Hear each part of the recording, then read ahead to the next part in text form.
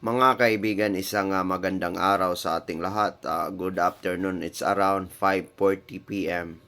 of June 27, 2025 as this moment, mga kaibigan. I am just a newly woke up from sleeping because we're in their duty for 24 hours. So that's why right now, pasensyahan na ho yung boses ko. It is because napapauso because guys, in radio operator of the certain stations in the police. So mga kaibigan, I am here to answer these questions coming from our followers. Even though I am not in the good feelings right now, but I'm tried my best to answer these questions. Before I answering this, I go further in the research. I go further through the asking of the individuals, the expert out there, because in the first place, I am not an expert, mga kaibigan, because these kinds of questions is defines about the law. It defines about the violations. It defines the commissions of the crime. So that's why, mga kaibigan, these questions, as there is two.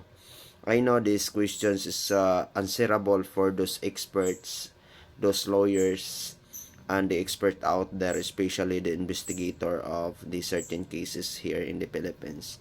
So mga kaibigan, I would like to ask to all of you that I'm very sorry to not giving you a concrete opinion that you need.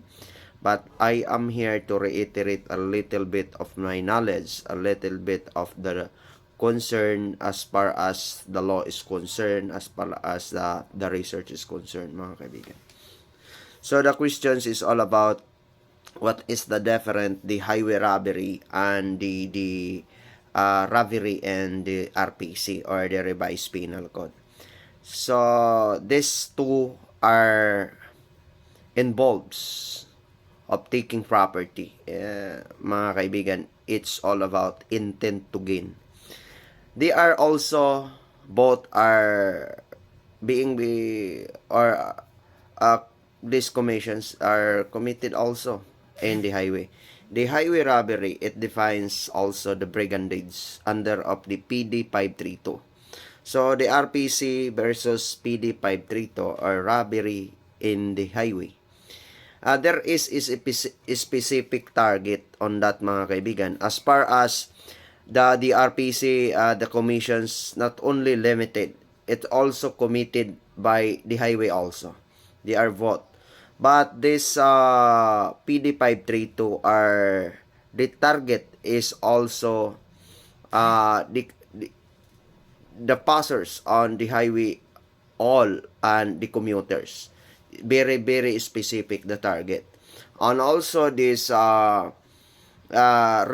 and the RPC are also committed, but it involves for the definitions under of the article 295, 296, 299, and 302 article of the revised penal code. So that's why, mga kaibigan, if you go further research about this, we have a very specific on that. So that's why the lawyers and other expert out there knowing this about these violations. So what is the difference between the PD 532 and the revised penal code robbery? They are both are robbery, mga kaibigan. So there is specific in the target. Who is the target? Who is the those violators, mga kaibigan, the one who commit these kinds of crime. So because in the law, there is a very specific in nature to define on it, mga kaibigan. What is the target? Because the lawyers, they will going to looking for the weakness of that certain cases that you need to be filed. So in the first place, mga kaibigan, I am not expert. The lawyers knows about to how to file a cases under of the case folder. So that's why, mga kaibigan, the RPC, it's very specific and determined. No, very specific, and also determined on that, mga predetermined, mga kaibigan. But in the PD532 or robbery in the highway are indiscriminate and not predetermined. So they are all both are robbery, but there is a difference in scope and also the target. So if you go further to research doing for everything to read in the article of the revised penal code, mga kaibigan, from 25, 295, 296 and 299 and 302 article of the revised penal code, you knowing it, what are those types of robbery under of the revised penal code. So that's why those types, mga kaibigan, or the experts or the lawyer are knowing about this. There is a specific target. And pasisimplihan na lang ho natin, mga kaibigan. Yung pagpapasimple ho natin dito. Yung sa RPC ba, pwede ba makumit in the highway? Yes po, pwede rin, mga kaibigan, in Tagalog. No? For those people who are not understand by Bisaya or Tagalog.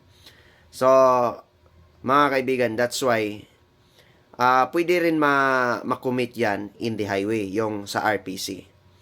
But yung PD532, they are not allowed to be commit the same with the RPC. O ganun ho yun, mga kaibigan. Because in the RPC, specific ang target nito at saka predetermined. At dito naman sa PD532 or robbery in the highway, the one who defines for the brigandage are not predetermined or not predetermined, and it is called a indiscriminate. So that's why, like for example, ako, I'm knowing na maraming mga passers so dito na mga matatanda, na mga mayayaman.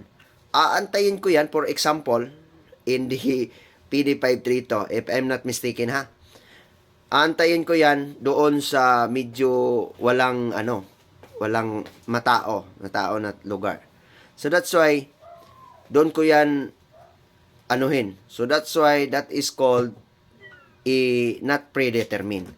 That is only very specific on the highway. But the RPC on robbery in the RPC, that is a predetermined.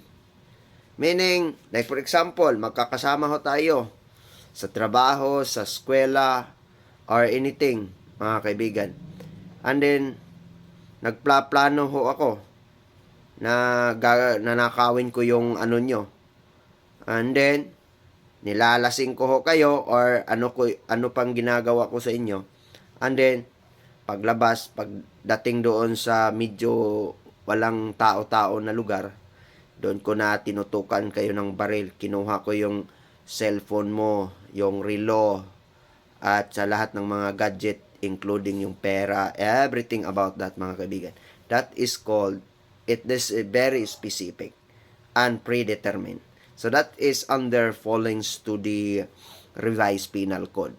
So that's why here, I am not expert or the one who defines on this, but I only for reiterating a simple knowledge, not concrete opinion, not concrete idea that you need to in my mind right now.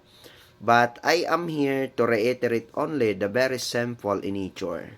So that's why thank you so much to all of you, especially for those people who are asking type like these questions, the type of that kinds of questions, mga kaibigan. So thank you so much. I'm very proud all of you.